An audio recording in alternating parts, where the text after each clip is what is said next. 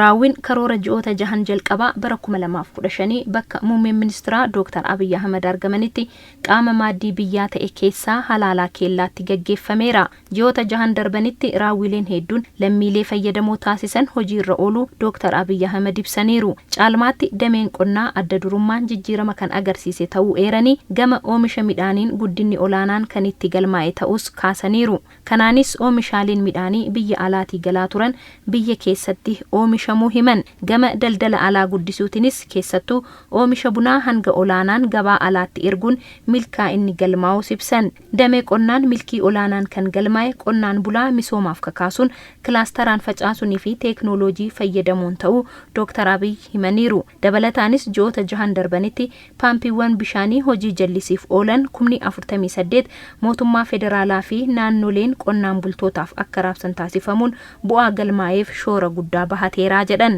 ግብርና ባለፉት 2-3 ዓመታት የብልጽግና መንግስት ከፍተኛ ለውጥ ያመጣበት ሴክተር ነው። ከፍተኛ qonni baroota lamaa fi sadan darbanitti damee mootummaan badhaadhinaa jijjiirama guddaa ittiin galmeessiseedha. Keessumattuu oomisha midhaaniitiin guddina argamee hin beekne kan ittiin arganne, midhaan biyya alaatii galchinu kan ittiin hambisne, alergiin bunaa hammaan erguu kan guddisne. Bu'aan damee qonnaan hanga ammaa jiru dachaa hedduun dabaleera. Maaliin yoo jenne qonnaan bulaa qabannee kilaasteraa fi teeknooloojiin paampii bishaanii 48 ji'a ja'atti mootummaa federaalaa fi naannootiin galeera. Bara darbe garuu waggaa guutuu 30 hin galle.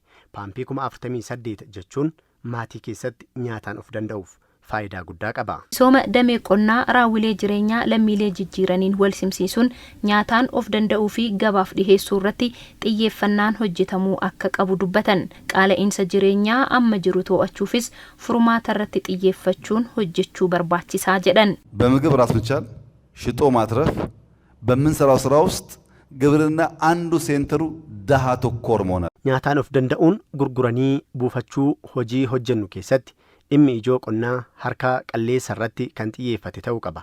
Qonnaan bultoonni qabeenya gahaa hin qabne akkamiin deeggaramanii olloota isaanii waliin jijjiiramuu guddachuu danda'uu kan jedhu gama qonnaan bal'inaan osoo irratti hojjetame sosochii Itoophiyaan haa oomishtuu jedhuun bu'aan argame abdachiisaadha.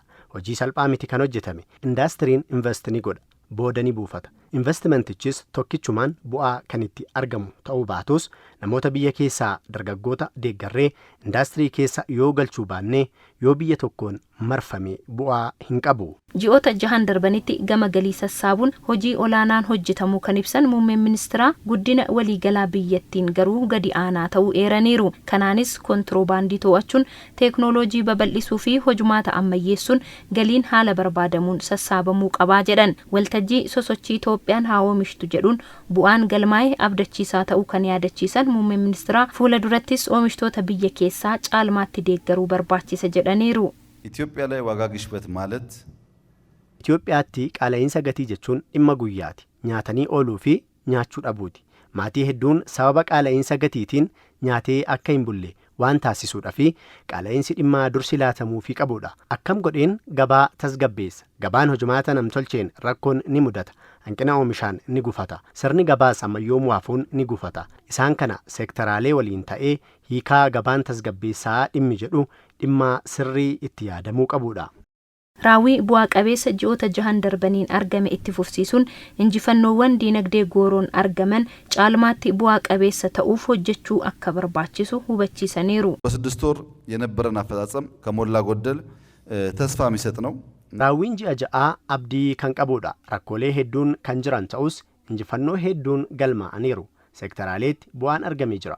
Fedhii fi baay'ina uummataa amma jiruun itti quufiinsa fiduun danda'amuu baatus damee hedduun garuu guddinni dhufaa jira. Injifannoon maayikiroo ikoonoomii keenyaa fooyyessinee hanqina jiru akkamitti gufuu qabnaa?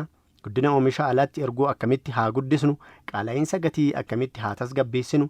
Nyaata magaalaa fi baadiyyaatti lammiileef dhiisuun furmaata fiduun hojii keenya waliinii kan inni ta'u.